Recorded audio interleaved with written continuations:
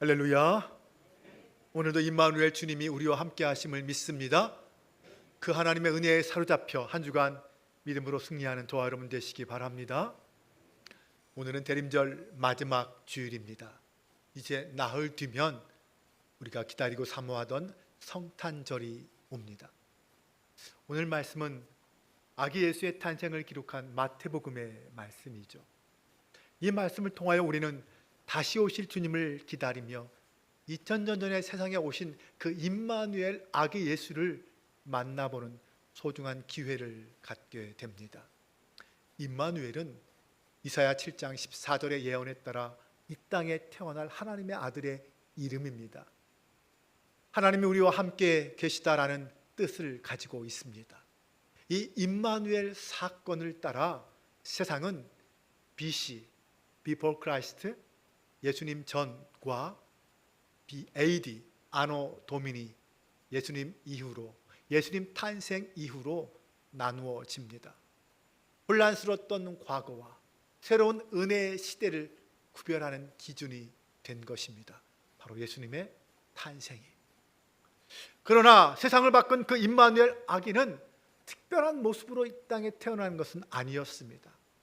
아기 예수님을 처음 이 땅에 태어나셨을 때 울지도 않고 의젓하게 일어나서 경배를 받은 그런 특별한 존재라고 생각하면 안 됩니다. 그분은 갓 태어난 한 생명으로 베들레헴의 그 초라한 말구 위에 누워서 배고프면 젖을 달라 보채는 그런 보통 아기에 불과했습니다. 화가 렘브란트는 그의 그림에서 아기에게서 광채가 나는 또 머리에 주위에 후광이 비치는 그런 장면을 성화로 그렸습니다. 하지만 그 빛은 예술적 상징에 불과합니다. 예수님에게 후광이나 광채는 없었습니다. 젊은 유대인 어머니의 품에 안긴 평범한 아기의 모습, 그 모습으로 이 땅에 오셨습니다. 그렇다면 무엇이 달라졌기에 그 한 아기의 태어남이 인류 역사를 AD와 BC로 나누게 한 것일까요? 아기는 하나님이 함께 하시는 임마누엘이었기 때문입니다. 그 임마누엘 아기는 죄인을 구원하시기 위해서 이 땅에 오셔서 십자가에 달려 죽으셨고 3일 만에 부활하심으로 구원의 길을 여신 하나님의 아들 예수 그리스도였습니다. 오늘 우리도 하나님이 함께 하시는 이 임마누엘 신앙의 사람이 된다면 나의 삶을 바꾸고 새로운 인생을 살아갈 수 있는 사람이 될 것입니다. 이 대림절 마지막 주일에 임마누엘 아기를 영접한다면 우리는 어떤 모습의 사람이 될까요? 첫 번째, 우리는 성령의 인도하심으로 겸손히 경배하는 사람이 됩니다. 오늘 본문에서 요셉은 그 혼란스러운 상황 속에서도 하나님의 말씀에 기꺼이 순종하여 임신한 마리아를 데려옵니다. 또한 누가복음 2장을 보면 누가 억지로 시키지 않았는데도 목자들이 찾아와서 그 아기 예수께 경배했습니다. 마태복음 2장으로 가면 동방의 박사들도 그 먼 길을 찾아와서 아기 예수께 경배합니다.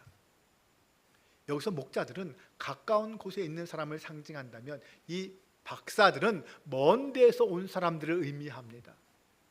세상에 어떤 권력자가 강제로 명령한다고 해도 그 추운 겨울에 그 경배 행렬에 선뜻 나서는 것은 정말 어려운 일입니다.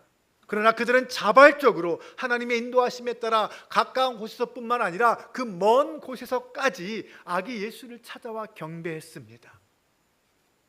나아가서 이 목자들은 서민을 의미한다면 이 박사들은 지식인층에 속해서 권력과 가까운 사람들을 의미합니다.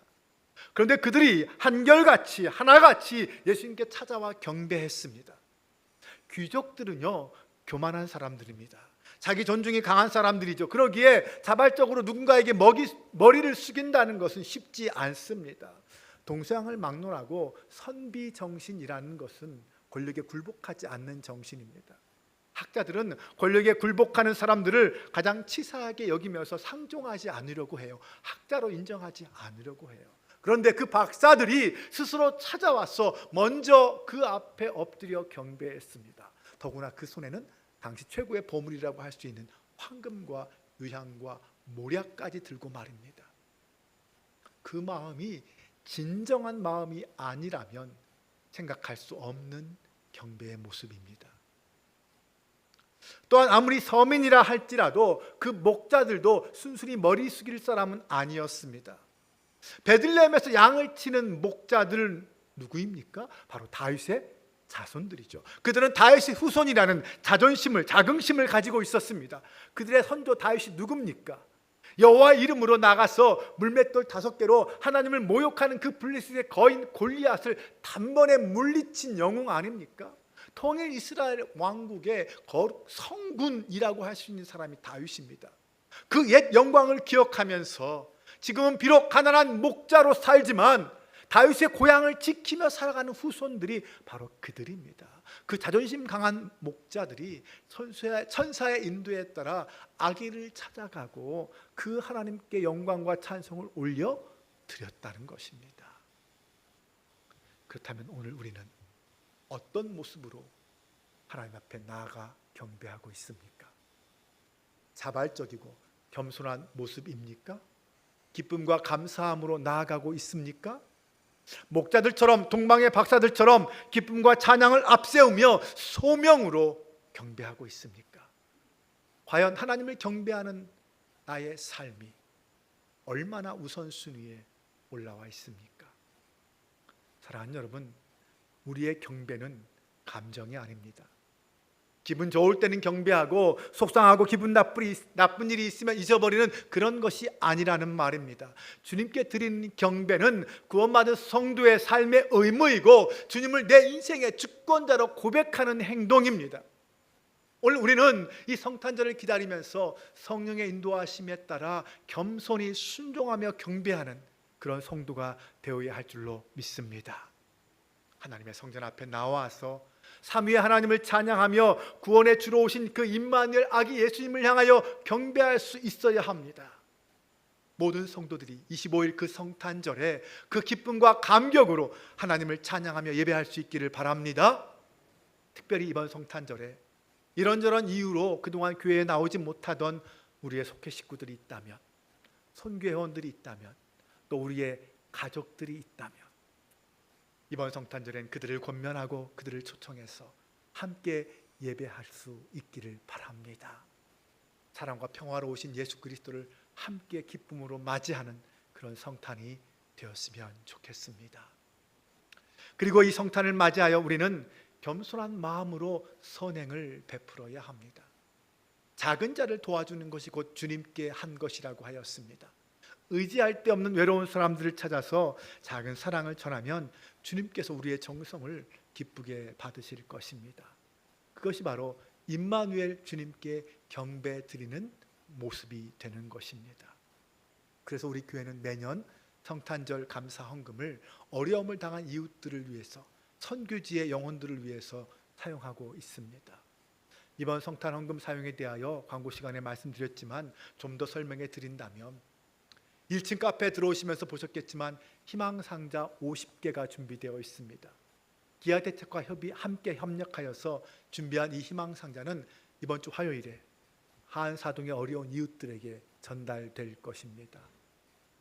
그리고 우리가 후원한 잠비아의 은돌라 센터와 미얀마의 다공수 센터의 아이들 120명 뿐만 아니라 함께하는 모든 아이들을 위해서 우리 교회의 이름으로, 후원자들의 이름으로 성탄 축하 행사 지원금으로 전달합니다.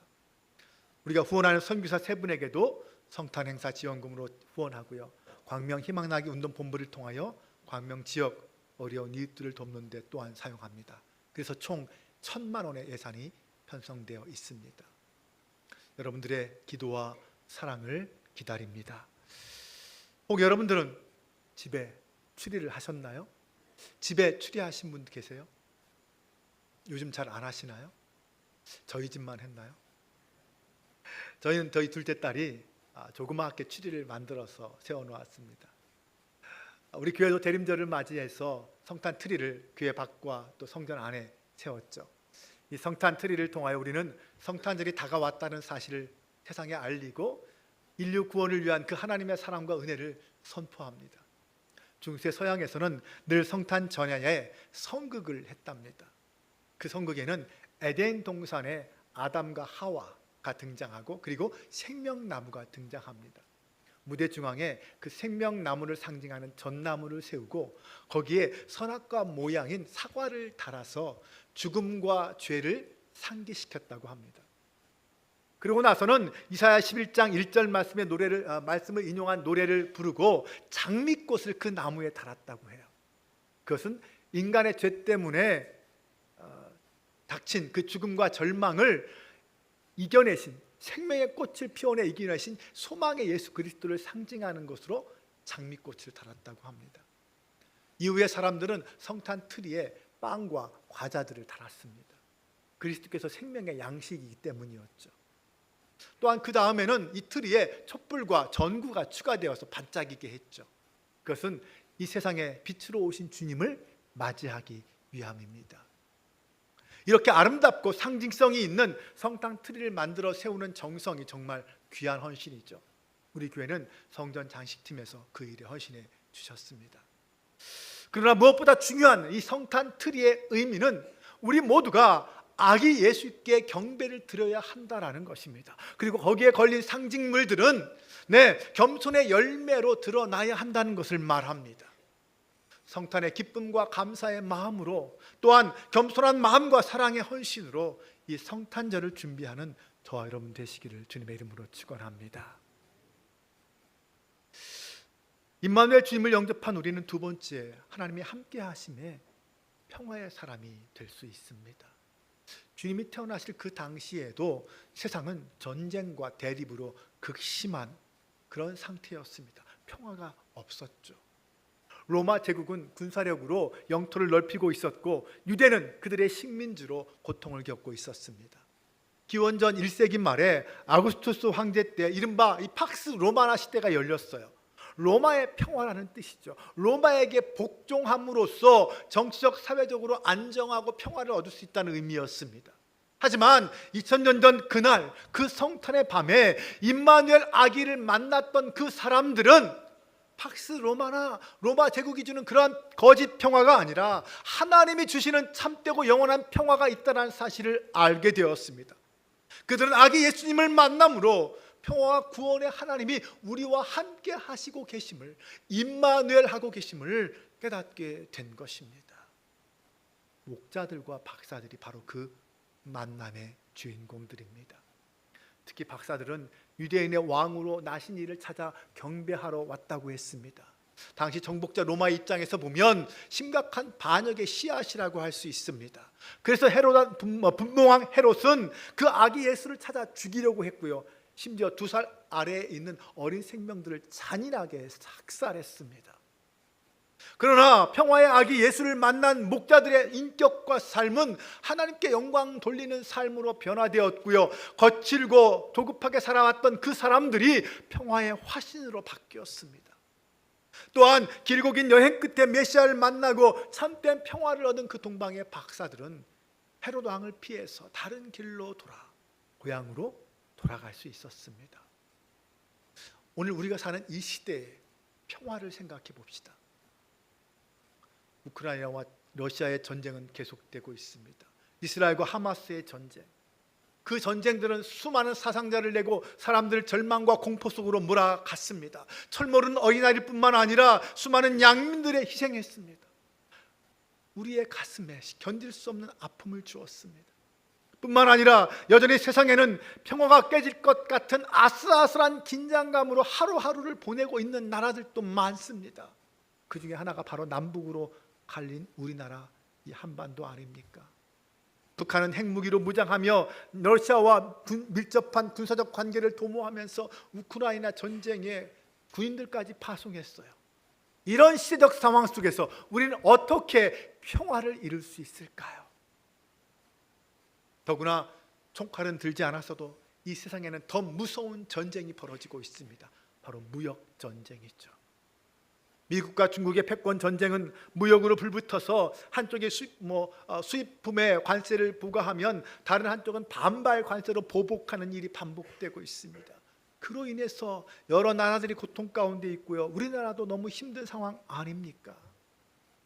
이것은 기술 전쟁으로 옮겨가면서 반도체나 AI, 인공지능 분야에서 미국과 중국이 다투고 있고요, 유럽도, 우리나라도 거기에 참여하여 분쟁을 치르고 있지 않습니까? 총과 칼만 없을 뿐 이 세상은 이 다가오는 미래에 누가 살고 누가 죽느냐에 정말 치열한 전쟁터입니다.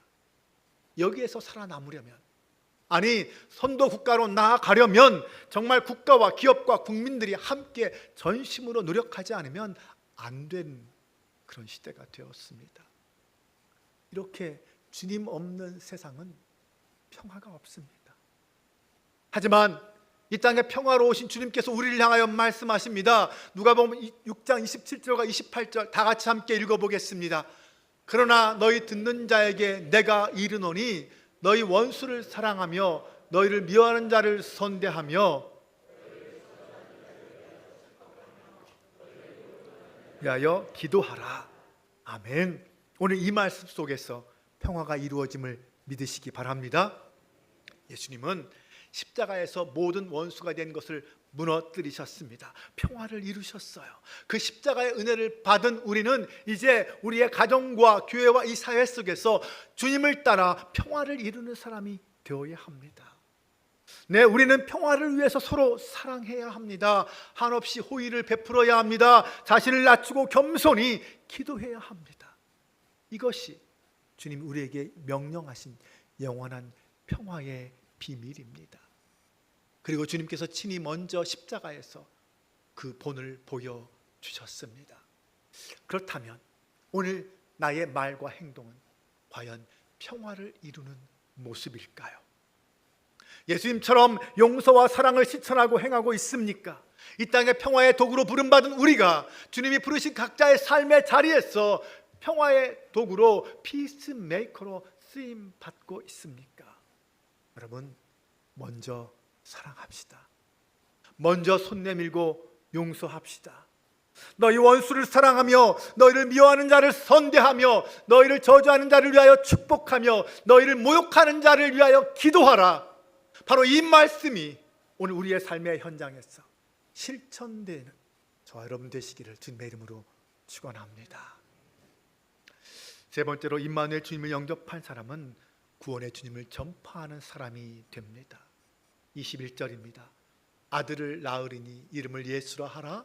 이는 그가 자기 백성을 그들의 죄에서 구원할 자이심이라 하니라.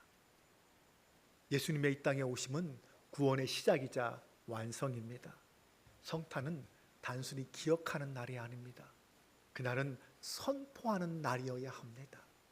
목자들이 임마누엘 아기 예수를 찾은 때부터, 만난 때부터 시작한 일은 그 아기에 대하여 전하는 것이었습니다. 그들은 그 자신 천사의 말을 전하고 자기들이 듣고 본 것을 전했습니다. 우리가 본 그 아기 예수가 자기 백성을 죄에서 구원할 자이시다 라는 것을 선포한 거예요. 예수 그리스도를 진정으로 그 마음에 모신 사람의 특징이 무엇입니까? 남에게 그 사실을 전하지 않고서는 견딜 수 없는 마음이 되는 거예요.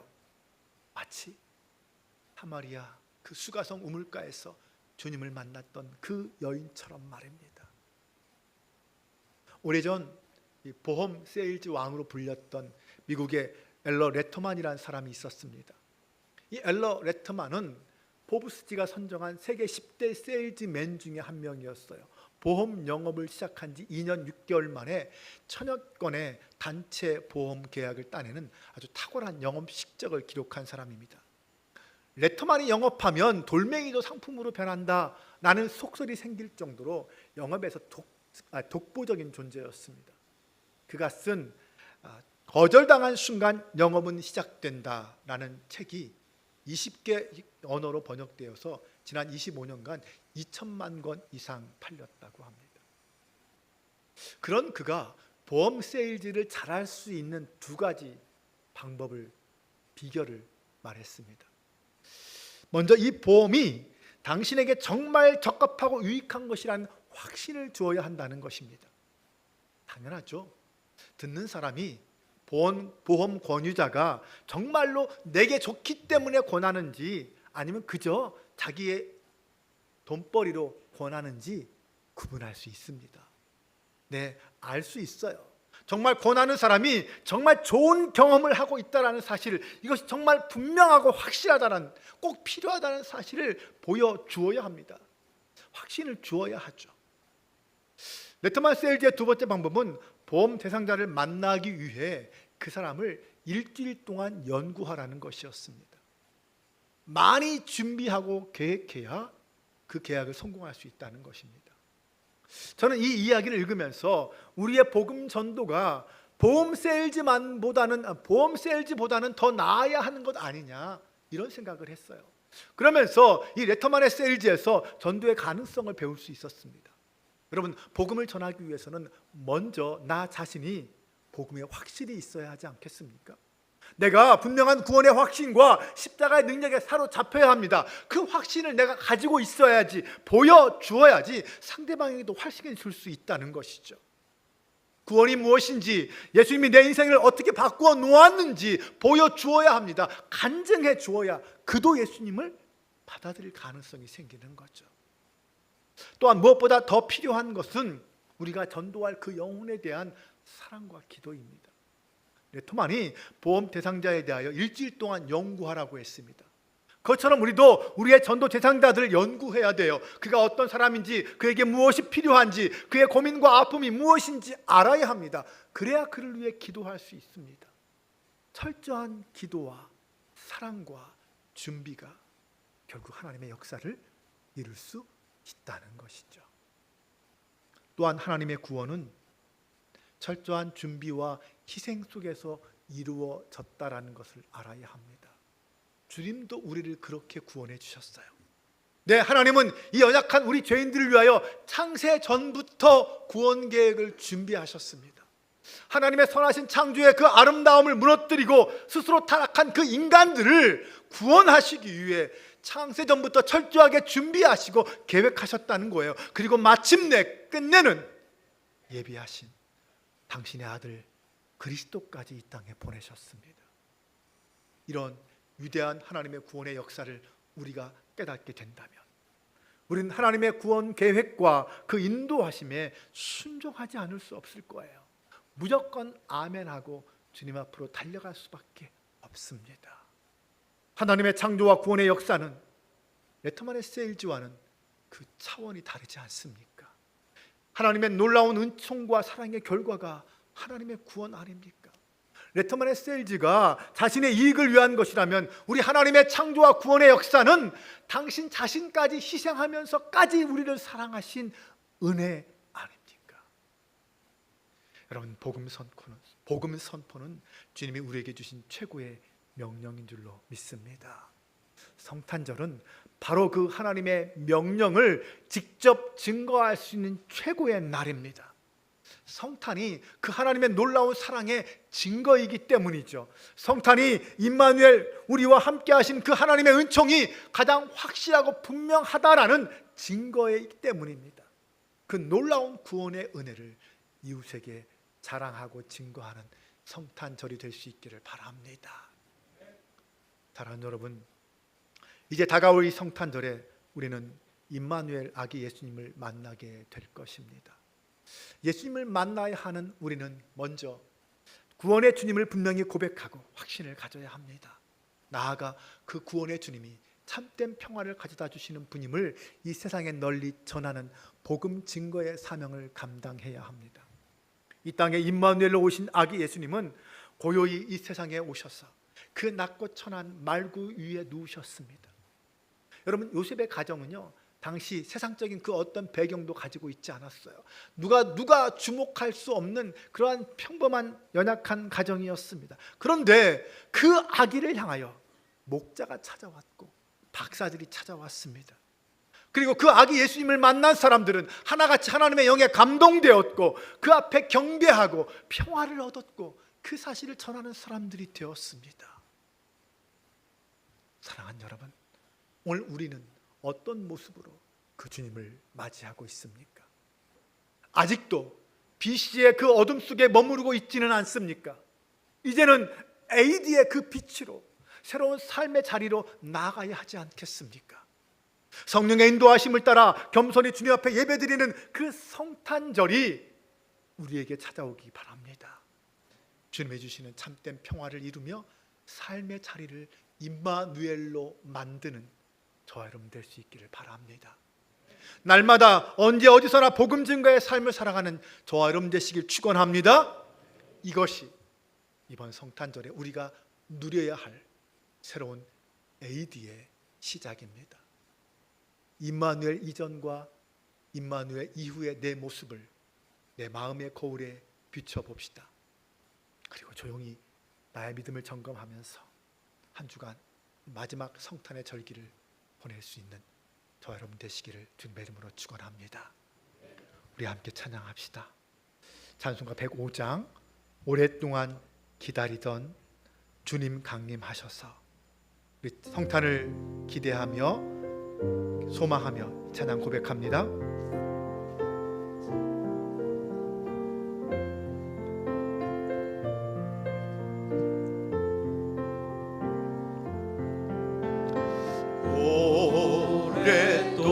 오랫동안 기다리던 주님 강림하셔서 죄에 매인 백성들을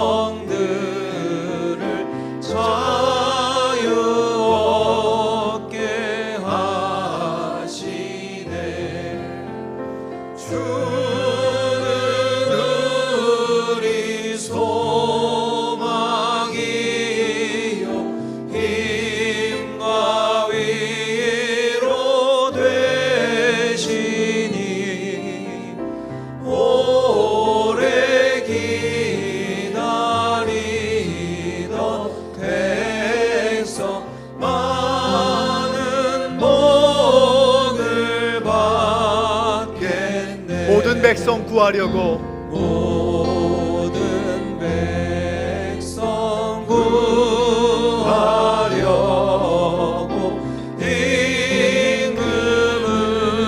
임금으로 오시니 영원토록 우리들을 친히 다스리시네. 죄로 상한 우리 마음 은혜로써 고치고 주의 빛난 보좌 앞에 이르도록 하소서. 우리 함께 이 시간 기도하기를 원합니다. 오늘 우리는 성령의 인도하심 속에 예수님을 만난 사람들입니다. 겸손히 우리의 왕 되신 임마누엘 주님께 경배하는 성도가 되게 하옵소서. 삶의 자리에서 주님의 말씀을 따라 평화를 이루는 사람 되게 하옵소서. 무엇보다 구원의 주님을 세상에 증거하는 복음의 증인 되게 하옵소서. 우리 함께 이런 사람 되게 해달라고 이 시간 다 같이 함께 기도합니다. 우리를 사랑하시는 주님 함께 해주시니 감사합니다. 우리를 부르신 주님 날마다 성령 하나님의 인도하심 속에 살게 하시고 하나님이 이끄시고 부르시는 그 자리로 나아가게 하여 주옵소서. 삶의 자리에서 주님의 말씀을 따라 평화의 길을 걷게 하시고 평화를 이루게 하시고 하나님 구원의 주님을 땅에 선포하며 자랑하는 저희가 되게 하옵소서. 하나님의 뜻을 따라 살아가는 하나님의 백성으로 온전히 세워 주시옵소서. 하나님의 말씀을 함께하여 주시옵소서. 아버지 하나님, 구원의 주님을 찬양합니다.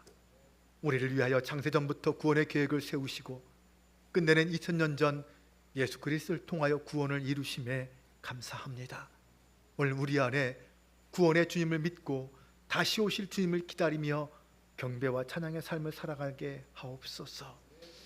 주님이 처음 이 땅에 오시면서 선포하신 그 평화를 우리가 이 땅에 이루기를 소망합니다.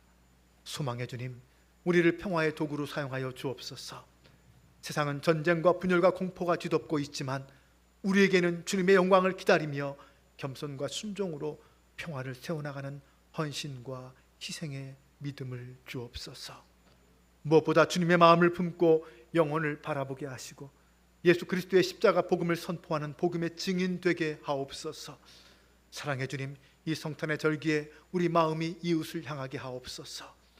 희망 없이 살아가는 영혼들에게 하나님의 희망을 주고 고난당하며 살아가는 사람들에게 평화를 선포하는 섬김과 헌신이 우리에게 있게 하옵소서.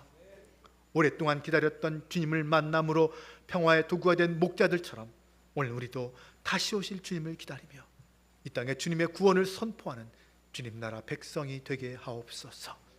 우리 구주 예수 그리스도의 이름으로 기도합니다. 아멘.